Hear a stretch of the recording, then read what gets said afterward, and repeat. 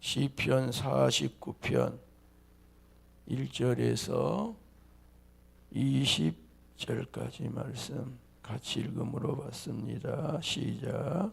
무백성들아 이를 들으라. 세상의 거민들아 모두 귀를 기울이라. 귀천 빈부를 막론하고 다 들을지어다. 내 입은 지혜를 말하겠고 내 마음은 명철을 작은 소리로 읊조리리로다. 내가 비유에 내 귀를 기울이고 수금으로 나의 오묘한 말을 풀리로다. 죄악이 나를 따라다니며 나를 애워싸는 환난의 나를 내가 어찌 두려워하랴. 자기의 재물을 의지하고 부유함을 자랑하는 자는 아무도 자기의 형제를 구원하지 못하며 그를 위한 속전을 하나님께 바치지도 못할 것은 그들의 생명을 속량하는 값이 너무 엄청나서 영원히 마련하지 못할 것임이니라. 그가 영원히 살아서 죽음을 보지 않을 것인가. 그러나 그는 지혜 있는 자도 죽고 어리석은 자도 함께 망하며 그들의 재물은 나에게 남겨두고 떠나는 것을 남에게 남겨두고 떠나는 것을 보게 되리로다. 그러나 그들의 속생각에 그들의 집은 영원히 있고 그들의 거처는 대대에 이르리라 하여 그들의 토지를 자기 이름으로 부르도다. 사람은 존귀하나 장구하지 못하며 멸망하는 짐승 같도다.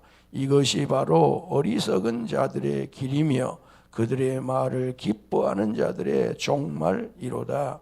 그들은 양같이 수월에 두기로 작정되었으니 사망이 그들의 목자일 것이라.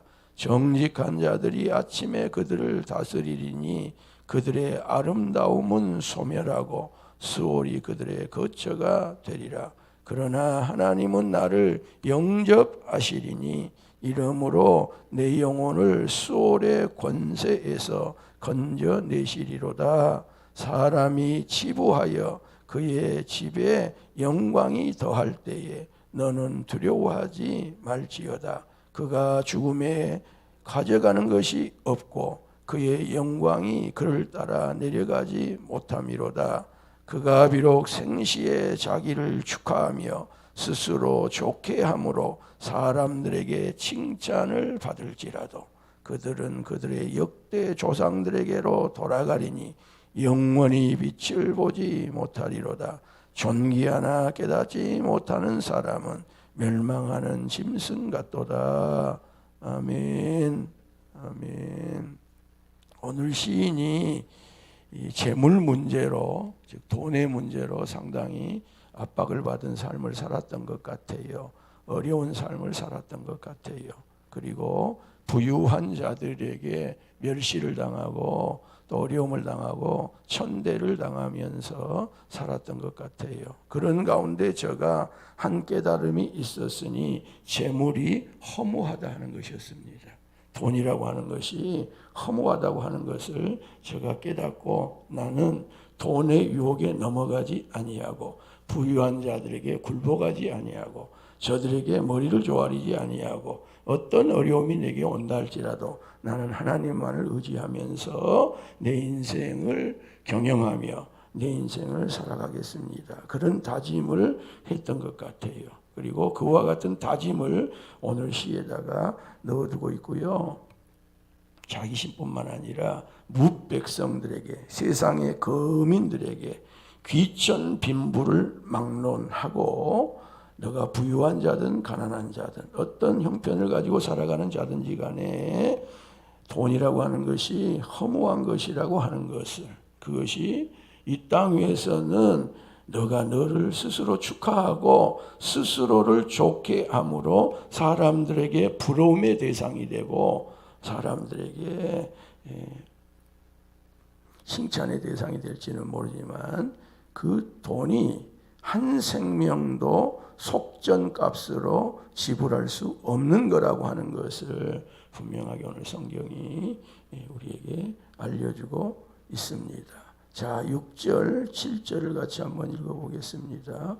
8절까지 시작. 자기의 재물을 의지하고 부유함을 자랑하는 자는 아무도 자기의 형제를 구원하지 못하며 그를 위한 속전을 하나님께 바치지도 못할 것은 그들의 생명을 속량하는 값이 너무 엄청나서 영원히 마련하지 못할 것임이니라. 아멘. 아멘.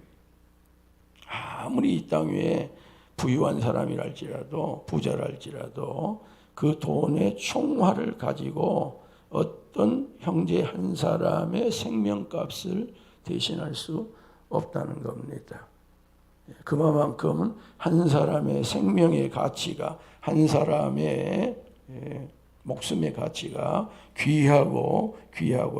그에 비해서 재물은 별것이 아니라고 하는 것을 오늘 성경이 분명하게 말씀을 해주고 있습니다. 그런데 뭐 때문에 그 재물에 의지해서 재물의 노예가 되어서 재물의 종이 되어서 삶을 살아가냐고 만민들에게 빈부귀천 그 누구에게든지 간에 말씀을 성경이 던져주고 있습니다. 그러면서 인간들에게 세우신 하나님의 법도를 말씀해요. 지혜로운 사람도 죽고 어리석고 우둔한 사람도 다 죽는다는 거예요. 그리고 그때 그 사람이 죽으면 재물을 포함하여 그 사람이 가진 명예가 됐든 권세가 됐든 권력이 됐든 그 모든 것들도 다 함께 사라진다는 거예요. 그래서 사람이 돌아가시면 그러잖아요. 정승이 돌아가시면 문상객이 없어요. 왜? 그 권세가 함께 떨어지기 때문에 그래요. 그 권력이 함께 떨어지기 때문에 그래요. 그 정승집 개가 돌아가셔야지. 개가 죽어야지. 그 권세가 그렇게 살아있어서 문상객이 줄을 서는 거예요. 근데 막상 그 정승이 돌아가시면 권력이 떨어졌기 때문에 힘이 떨어졌기 때문에 그것으로 끝이에요. 그만큼 이 사람이 다 하나님이 정해놓은 법칙에 따라서 누구라도 다 죽게 되고 그가 남겨둔 그 무엇도 다 죽음으로 인해서 끝난다는 거예요. 근데 사람이 어쩐다고요? 그게 자기 것이 될 걸로 알고 자기 이름으로 등기를 한다 그 말이에요. 내 이름으로 집도 등기를 하고 내 이름으로 밭도 등기를 하고 내 이름으로 논도 등기를 하고 내 이름으로 그 무엇도 다 등기를 해놓더라 그 말이에요. 그래도 이 땅 위로 끝납니다. 그가 죽으면 아무리 자기 이름으로 등기해놓은 것도 못 가져간다는 겁니다. 가져갈 길이 없어요. 정말 가져갈 길이 없어요. 근데 세상이 여러분 얼마나 좋아져서 우리는 다 소시민들이기 때문에 재산을 가지고 있으면 상속법에 따라서 자녀들에게 그 법칙에 의해서 저들이 유산을 상속을 받아요. 여러분 기업은 어쩐지 아세요? 기업을 상속받으면요 50%인가요? 60%인가를 국가에다가 세금으로 내놔야 돼요. 그런데 그 세금을 100억이라면 50억 세금을 내면 되지. 여러분 현금으로 50억이 있습니까? 기업에서 쉽지 않아요. 우리나라 최대 기업인 삼성에서 아버지가 물려놓고 간 재산 그거에 대해서 상속을 받으면 내놔야 되잖아요. 근데 내놓을 돈이 실제로 있을까요? 글쎄 숨겨놓은 돈이 있는가 모르겠습니다만은 현금으로 일시불로 낼 돈이 없어요. 그래서 몇 년 동안 우리가 나누어서 내겠습니다. 그런 세상입니다. 지금 그래서 광주에 우리 형제교회 무진교회 김구웅 장로님인가 아주 참 선한 기업인이셔요. 그분이. 그래서 광주에서 그 이전부터 여러 어려운 민주 인사들이든지 이런 분들의 그 뒷바라지를 굉장히 많이 해줬던 정말 선한 기업인이에요. 그리고 기업을 참 선하게 그렇게 이제까지 경영을 했어요. 돌아가셨어요. 그렇게 상속을 내야 되잖아요. 두 가지예요. 그 자식이. 자식은 더 위대하신 것 같아요. 저는 한 번도 못 뵀습니다만은 저도 우리 아버지 못지않게 기업을 제가 일구어서 기업을 하고 있는데 아버지 기업을 일단 받지 않겠습니다. 그 말입니다. 내가 받을 이유가 없습니다. 아버지 것이라고 해서 내가 받을 이유가 없습니다. 회사원들이 경영을 하시든지 아니면 국가로 귀속이 되든지 저는 그 기업을 받지 않겠습니다. 얼마나 멋져요?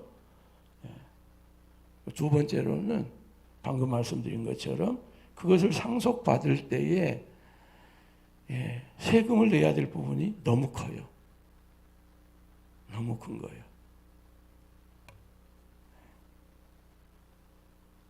우리나라가 그런 면에서 참 좋은 세상으로 가고 있어요. 좋은 세상으로 가고 있어요. 오늘 성경적으로 말한다면 어째요? 네가 네 이름으로 등기를 해놓은 것 있다 할지라도 죽으면 그것이 네 것이 되지 못한다 하는 부분이 여러분 성경대로 이루어지면 여러분 받겠습니까? 여러분 자식에게로 돌아가지 않고 그것이 교회로 다 옴싹 돌아갑니다. 그러든지 사회로 다 환원됩니다. 그러면 이 성경 말씀 아멘하며 받겠어요? 성경은 이런 거예요. 예수 믿는다고 하는 것은 이런 거예요.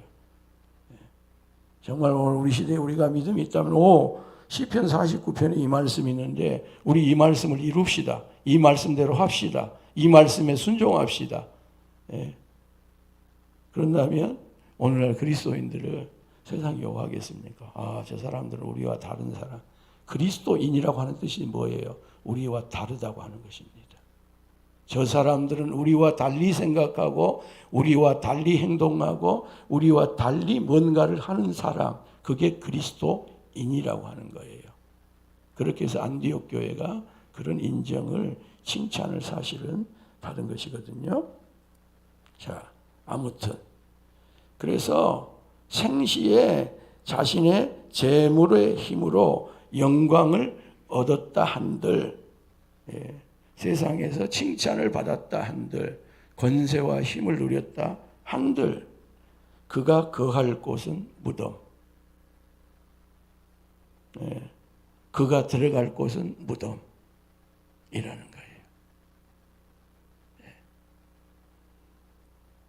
평수를 얼마를 크게로 하든지 간에 거기에 무슨 치장하는 것을 대리석으로 하든 금으로 하든 뭘 하든지 간에 그가 묻힐 공간은 똑같아요. 똑같아. 비석이 크든지 평수가 크든지 어쩐지 그 상관없이 묻힌 그 공간은 똑같아요. 매장을 한다 할지라도 채 2m가 못 되는 거예요. 2m가 못 돼. 관의 크기는 아무리 커도 거기서 거기고요. 적어서 거기가 거기에요. 화장을 하면 그야말로 조그마한 단지 하나에 유골 수습해서 들어가서 묻힌 공간은 딱 그 공간 그 정도예요. 하나님이 정해놓은 법칙이고요. 우리가 여기를 벗어날 수 있는 길이 없는 것입니다. 그러면서 오늘 시인이 그럼에도 불구하고 사람은 너나 할 것 없이 존귀하다. 존귀하다. 그런데 엄밀하게 따지면 짐승과 다를 바 없다. 존귀합니다. 그런데 더 엄밀하게 구체적으로 냉정하게 따지면 사람이나 짐승이나 다를 바가 없다는 거예요. 특별히 어떤 사람이 재물의 허무함을 깨닫지 못하는 사람입니다. 재물의 무가치함을 깨닫지 못하는 사람. 이 사람은 짐승과 다를 바 없다. 멸망하는 짐승과 같다. 그렇게 오늘 성경이 우리에게 교훈을 줍니다. 그러므로 이 땅을 살아가는 사람들 가운데 치부하여 잘 살고 영화를 누리고 과시하고 자랑하고 살아가는 사람들에 대하여서 별로 부러워할 것 없다는 거예요. 그렇죠? 우리가 젊음의 한때는요 좀 부러움이 생겨요. 근데 나이 들어가서 이제 70 가시고 80 가시고 그러면 별로 별 차이가 없어요. 권사님들 그러신가 모르겠는데 입맛에 별 차이가 없다며요. 맛있는 걸 잡수나 덜 맛있는 걸 잡수나 거기서 거기다며. 옷도 뭐 좋은 옷을 입으나 그러지 않는 옷을 입으나 별 차이가 없다고 말이지. 별 차이가 없어.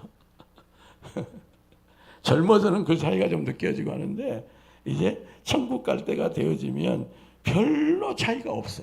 별로 차이가 없어. 그래서 별로 부러운 것도 없어요. 또 그렇게 돼야 됩니다. 별로 부러운 것이 없어. 젊어서는 좀 부럽기도 하고 젊어서 좀 시기도 나고 젊어서는 좀 질투도 나고 그랬는데 이제 천국 갈 때가 되다 보니까 별로 그렇게 부를 것이 없어. 오히려 내 다리에 힘이 있어서 걸어서 교회 올 수 있는 것이 감사한 일이지. 그게 감사한 일이에요. 그게 감사한 일이야. 이 새벽에도 일어나면 조금 봄바람에도 살랑살랑하지만 내가 이 봄바람 그래 괜찮아. 내가 새벽기도 갈 수 있어. 그게 감사한 거지. 금 침대에 누워 계신 것이 별로 그렇게 감사가 안 된다는 거예요.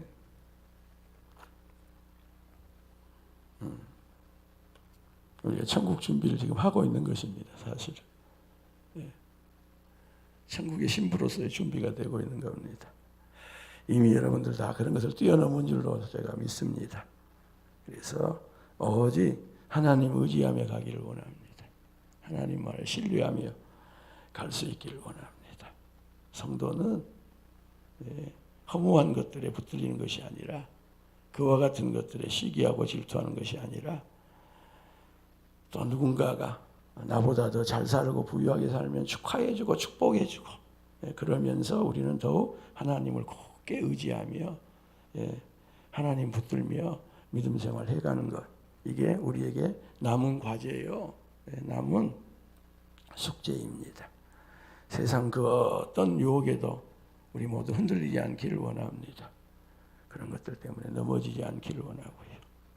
또 누가 좀 주변에서 자신이 가진 여러 것으로 좀 째를 내고 그런다 할지라도 수용하고 또 받아주고 또 그런 것 때문에 질투해서 내가 넘어질 일이 없고 오히려 하나님 굳게 의지하며 하나님 붙들며 믿음 생활 잘 해가는 우리 권사님들 또 우리 집사님들 또 장로님 또 저도 거기에 포함되었으면 좋겠습니다. 기도하겠습니다.